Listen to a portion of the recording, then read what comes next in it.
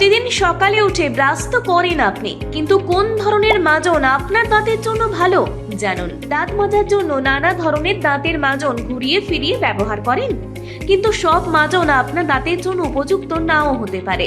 দাঁত মাজার জন্য অনেক সময় একটু ঘুরিয়ে ফিরিয়ে মাজন ব্যবহার করে থাকেন অনেকেই, কিন্তু আপনি হয়তো জানেনই না যে কোন ধরনের মাজনে দাঁত মাজলে আপনার দাঁত ভালো থাকবে।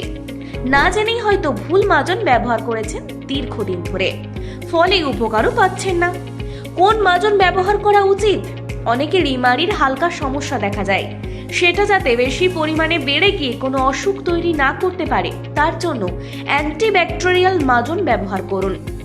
দাঁতের ছোপ দূর করতে একটা বয়সের পর দাঁতে একটু হলদে ছোপ হয়ে যায়, বিশেষ করে তামাক জাতীয় দ্রব্য, ধূমপান, পান খাওয়ার অভ্যেস থাকলেই দাঁতের ছোপ পড়ে।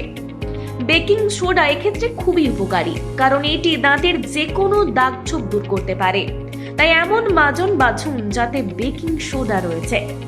সংবেদনশীল দাঁতের সমস্যায় গরম চা বা কফি কিংবা ঠান্ডা কোনো জল খেলে কি দাঁত কনকন করে? তাহলে আপনার দাঁতে সংবেদনশীলতার সমস্যা রয়েছে। এই রকম অসুবিধা হলে পটাশিয়াম নাইট্রেট বা সোডিয়াম ক্লোরাইড যুক্ত দাঁতের মাজন ব্যবহার করুন। মুখে দুর্গন্ধের সমস্যা এড়াতে অনেকের শ্বাসে দুর্গন্ধের সমস্যা থাকে, কেবল মাউথ ওয়াশ ব্যবহার করেই কিন্তু উপকার পাওয়া যায় না। তাই তারা মিন্ট দেওয়া মাজন ব্যবহার করতে পারেন, এতে দুর্গন্ধের সমস্যাও কমবে।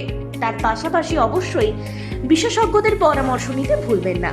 যদি ভিডিওটি ভালো লাগে অবশ্যই লাইক, কমেন্ট, শেয়ার করে আপডেট বাংলা পেজটি ফলো করতে ভুলবেন না।